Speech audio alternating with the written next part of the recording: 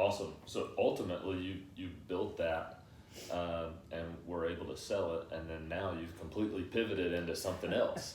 Yeah, exactly, yeah.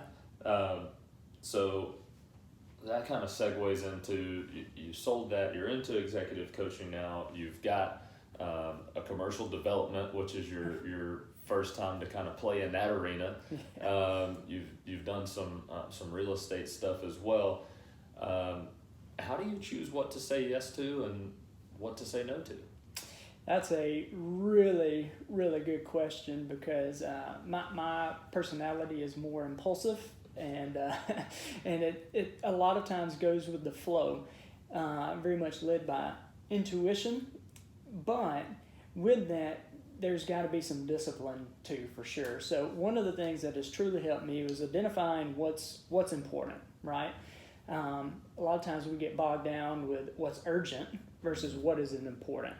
And a couple things that have helped me with that is, one, identifying what are my key values. What are those things that are most important? Because you can't identify what's more important or lesser important if you haven't identified what is important. So That's right. identifying, we've gone through, a values thing. What are your top 5 values? Well, I'll do the same thing, and I've identified what those top 5 values are.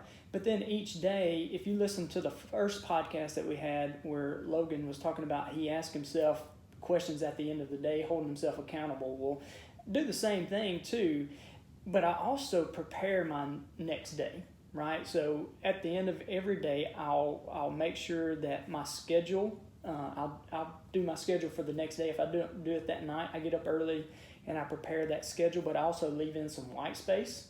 I plug in the things that I know are important, and I block that out.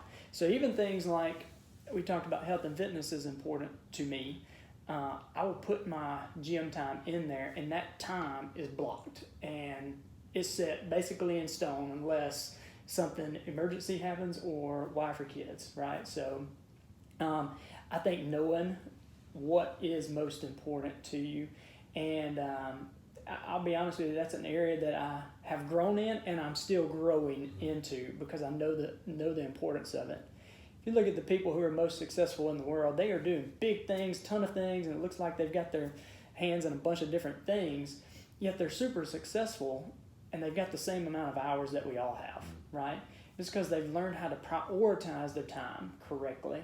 And I've seen the value in that, and that's what I'm doing, and I'm still growing in that. So that's awesome. Really that's a powerful combination from somebody that's a super creative and an ideas guy that's really developing on that kind of self-discipline and prioritization time, because a lot of times that's people that have that personality type will struggle in that area and can really be unstoppable when they can bring that up, because it's no problem with the ideas and the energy and the creativity, but then having that discipline and prioritization to bring those things to life is a really special combination. Yeah.